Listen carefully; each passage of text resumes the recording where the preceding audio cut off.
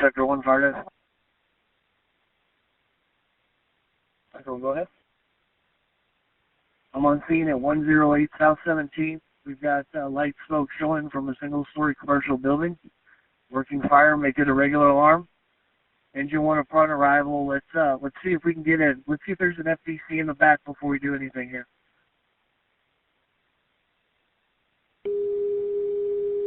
That's right. I'll be establishing 17th Street command. Regular alarm at 108 South 17th. 108 South 17th. It's not enough to fill me up. I need more than just words to say. I need everything this life can give me. Hey, hey, yeah. 'Cause sometimes it's not enough. Ow! Come on, baby. Close your eyes. Well, hey, everybody. Welcome back to Justifiably Proud Productions. I'm your humble host, Jim Farrell, and it is April the 9th, 2022. Beautiful, gorgeous day today in South Texas. I'm coming to you from the Justifiably Proud Productions studio here in McAllen, Texas. And with me, as always, is my sweet pup, Dolly. Dolly, do you want to say hi? You want to say hi? Yeah, she'll be joining us for this episode as usual. We've been having good weather where we've been spending a lot of time outside. But I want to remind everybody, take a moment to remind everybody, number one, that taxes are due. Not next Friday the 15th, but the following Monday the 18th due to the holiday. Or, of course, I guess you could file an extension. Also, Justifiably Proud Productions is on Twitter at JustProud9, and our email is justifiablyproudproductions@gmail.com. And tonight, it's been a while since we've visited, and I've just appreciated all the listeners and the people who've been tuning into the show. It's been a couple busy weeks just at work and school and all that kind of stuff, so it's due. We're overdue for an episode. Let's get started with What's the Word? Jamil, what's the word? What's the word, man? All right, so I wanted to talk a little bit about geography tonight, and it's just something that I've been learning about with some education that I'm going through right now, and I wanted to talk about the Rio Grande Rift, and it has to do with the tectonic plates and all the kind of stuff that goes on with the Earth. But the Rio Grande Rift is in north trending. Now, this is in according to Wikipedia. The Rio Grande Rift is a north trending continent rift zone. It separates the Colorado Plateau in the west from the interior of the North American Craton on the east. And for those of you that may or may not know, a craton is an old and stable part of the continental lithosphere, which consists of Earth's two topmost layers, the crust and the uppermost mantle. Having often survived cycles of merging and rifting continents, cratons are generally found in the interiors of tectonic plates. The Rio Grande Rift, extends from central Colorado in the north to the state of Chihuahua, Mexico. In the south, the rift zone consists of four basins that have an average width of 50 kilometers. The rift can be observed on location at the Rio Grande National Forest, the White Sands National Park, Santa Fe National Forest, and the Cibola National Forest, among other locations. The Rio Grande Rift has been an important site for humans for a long time because it provides a north-south route that follows a major river, the Rio Grande. The Rio Grande follows the course of the rift from southern Colorado to El Paso, where it turns southeast and flows toward the Gulf of Mexico. Important cities, including Albuquerque, Santa Fe, Taos, Espanola, Las Cruces, El Paso, and Ciudad Juarez, lie within the rift. The Rio Grande Rift represents the easternmost manifestation of widespread extension in the western U.S. during the past 35 million years. The Rio Grande Rift consists of three major basins and many smaller basins that are less than 100 kilometers squared. The three major basins, from the north to the south, are the San Luis, Espanola, and Albuquerque basins. The rift's northern extent is delineated by the upper Arkansas River Basin between Leadville and Salida, Colorado. Further south, the rift is defined by a network of smaller, less topographical, distinct, alternating basins and ranges. The distinction between these smaller basins and those of the basin and range province become blurred in northern Mexico. The basin size generally decreases to the north in the rift through the Espanola. Though the Espanola covers approximately 120 kilometers north-south and 40 kilometers east and west, and the San Luis is roughly 120 kilometers by 80 kilometers. These basins may contain smaller units within them, such as the Alamosa Basin within the San Luis, which is bounded by the San Juan and Tusas Mountains on the west, and the Sangre de Cristo Mountains in the east. The Albuquerque Basin is the largest of the three basins, spanning 160 kilometers north-south and 86 kilometers east and west at its widest points. It is the oldest of the three major basins and contains 7,350 meters of Paleogene clastic sediments deposited on Precambrian basement. The southmost Albuquerque Basin contains pre-rift volcanic deposits, while the central and northern portions contain volcanics erupted during rifting.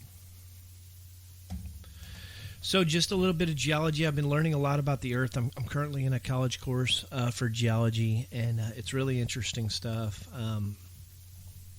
Sometimes I feel like I don't get engaged as much, but it's really interesting learning that the Earth is truly, it's alive. It's when you look at the years involved, the time involved, how the continents move every year. I think it's 2 inches per year a continent moves. And then I'm learning about rock formation and all that kind of stuff. And I know a lot of people may downplay geology, but it's as far as the science, I'm glad I took it because it's really interesting and it's captured my attention. So I wanted to take a moment and just share a little bit about the Rio Grande Rift. So that completes today's What's the Word? All right, so I've been doing some thinking, and I know this channel is supposed to be about life, legacy, and leadership, and sometimes maybe we don't do a lot of talking about leadership and stuff. And of course, it's geared to the fire service because that happens to be my career. But I want to take a moment and really talk about decompressing after the work day or after a shift. And again, I'm thinking you can take this and apply it to any career that's out there, any job or career. Today our episode is called Apparatus Anatomy. And basically, I'm talking about a fire apparatus, but I'm talking about, a lot of us may think that what's the most important tool, well, I can do anything with a sledgehammer. You may hear I can do anything with a pike pole, or I can do anything with a Halligan bar. There's all these tools of the trade. And I wanted to just provide some food for thought. And I want you to think about, if you're a firefighter or first responder out there, what's 24 inches long, covered in diamond plate, and provides multiple aspects of relief?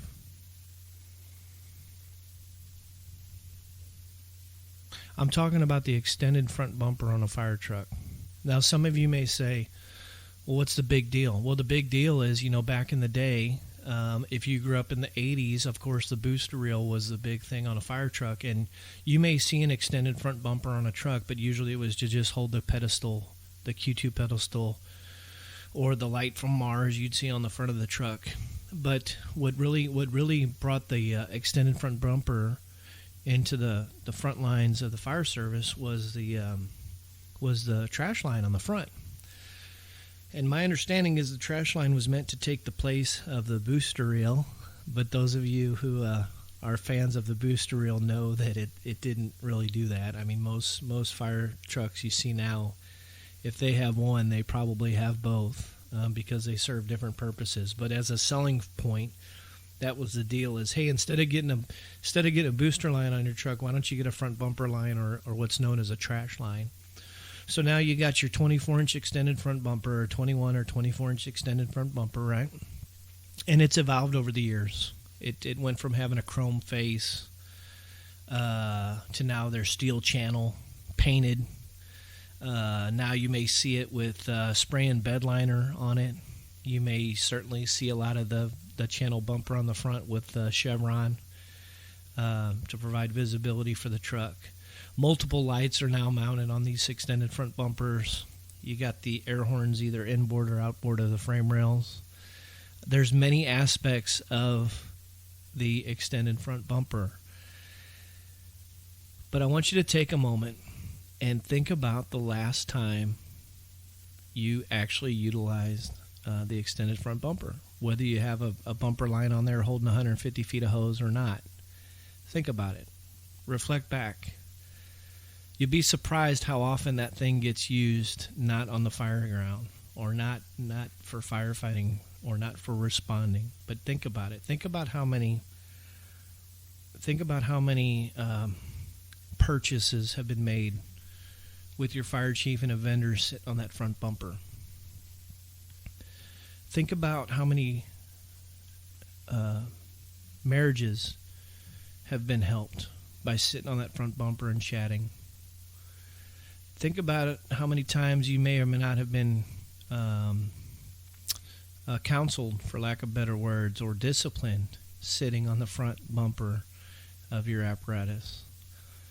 How about the last time you went to a fire? Did you sit there to find relief, to get some rest? Did it provide a nice place for you to rest? Maybe switch out your bottles, sit there and take a breather?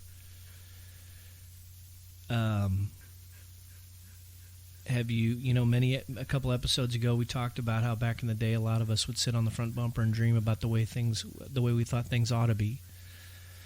And I just, when we're talking about apparatus anatomy, I think, in my opinion, that the extended front bumper just provides so much more value other than just holding 150 feet of hose and a nozzle to deploy for a dumpster fire, car fire, or what have you. And I'd like for everybody who listens, whether you're a firefighter or not, to think about where is your place that you go to decompress. Maybe if you respond on an ambulance, maybe it's in the back of the ambulance to chill out. If you work in an office or a bank, maybe you have an area other than the break room where you know that you can go and chill out when somebody's upset you, or maybe you're having a rough day or a tough time.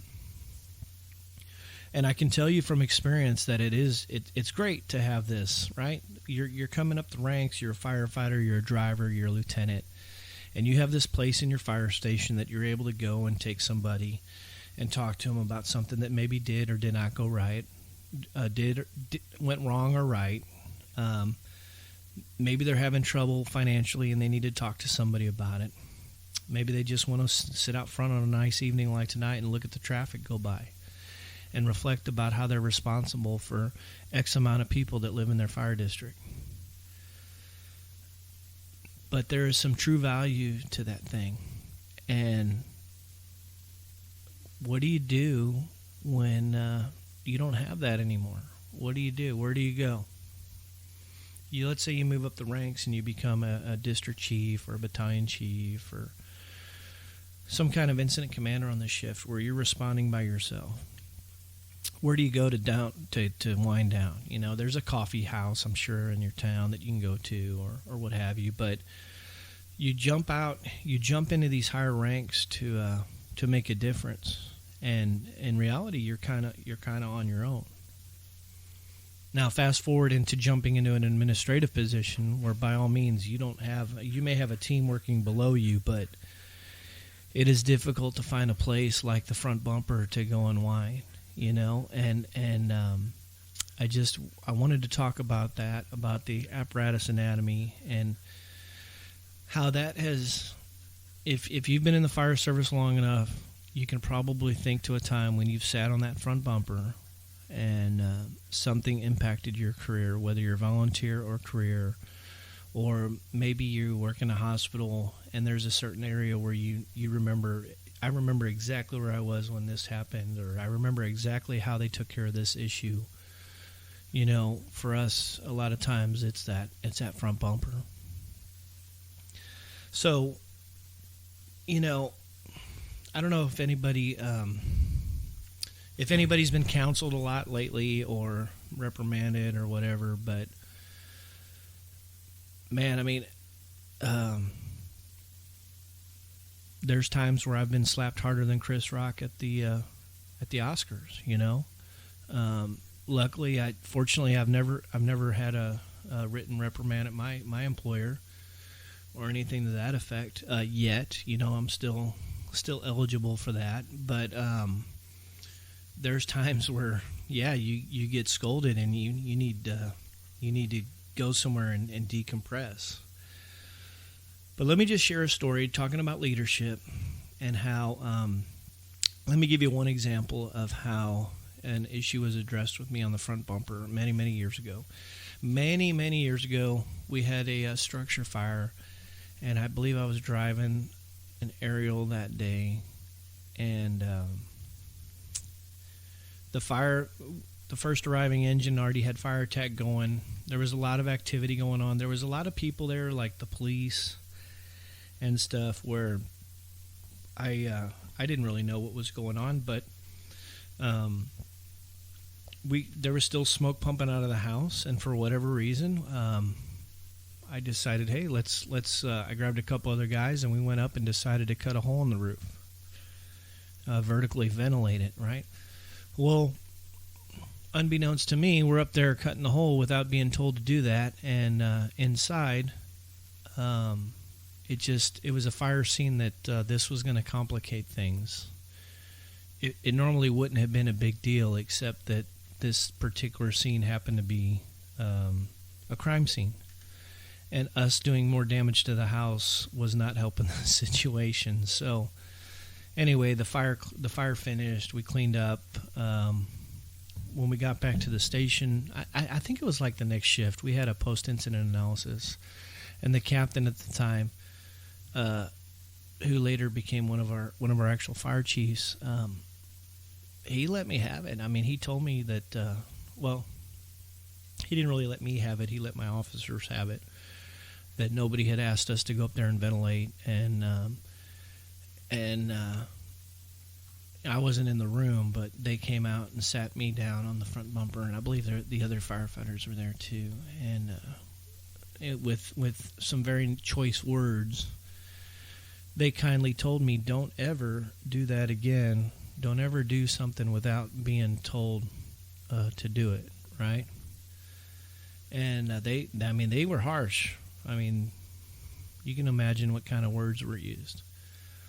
But what I remember most about that scolding on that front bumper was at the end, both of those officers who are no longer, they're retired now, they're enjoying retirement.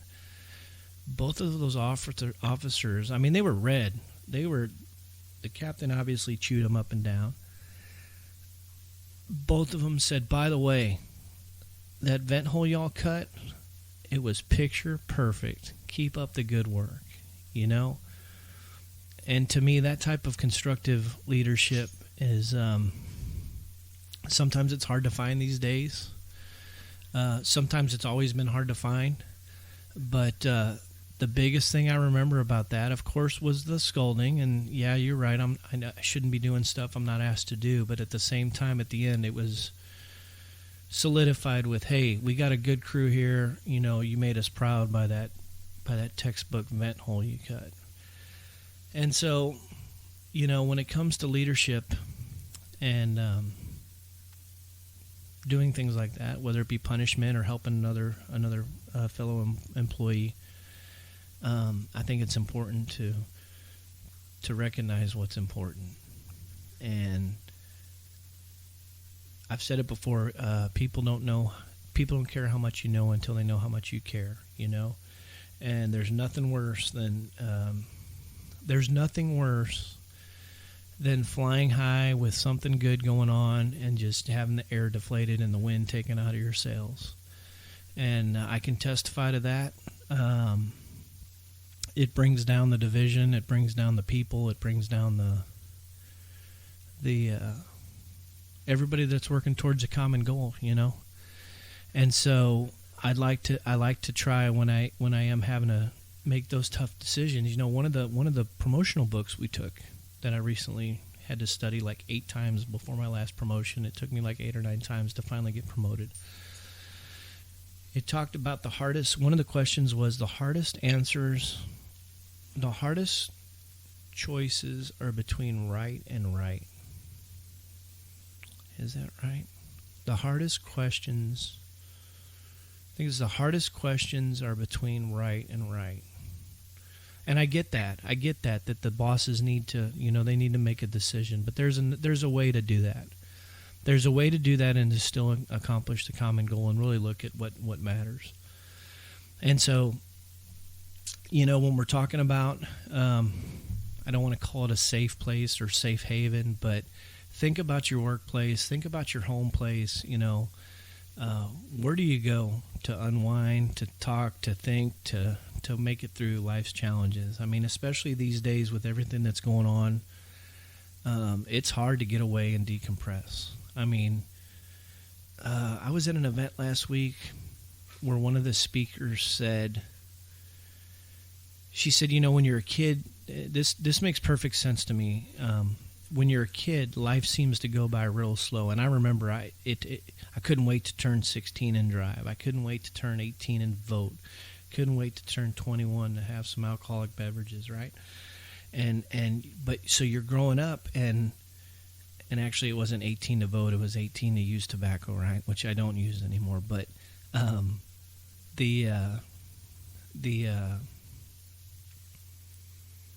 the world seemed to spin a lot slower back then, and time took a lot longer.